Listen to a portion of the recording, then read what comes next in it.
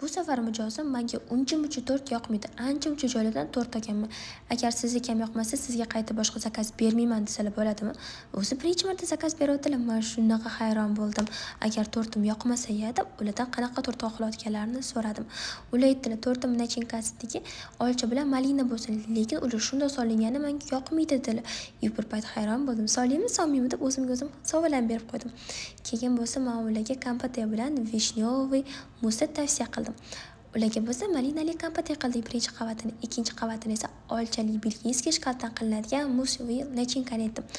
Aytsam qanaqa bo'ladi dedilar. Men ularga rasmlarni tashlab berdim. Ularga esa bu juda ham yoqdi. Keyin bo'lsa menga o'g'illarini tug'ilgan kuni tortini ishondilar. Sizga ishondim. Xudo xohlasa agar yoqsa, men sizning klientingiz bo'lib qolaman dedilar. To'rt nachinkasi ustidagi dekoratsiyalarni hammasini kelishdagi to'rt ustidagi dekoratsiyasi esa super milliy bo'lsin deb aytdilar. Xo'p bo'ladi opajon deb ustidagi nachinkasini o'zim dizaynimdan kelib chiqqan holatda qildim. Ranglarini qaranglar, qanaqa chiroyli chiqqan. Agar sizlarga ham yoqadigan bo'lsa, kommentariyada o'z fikringizni qoldirish esingizdan chiqmasin.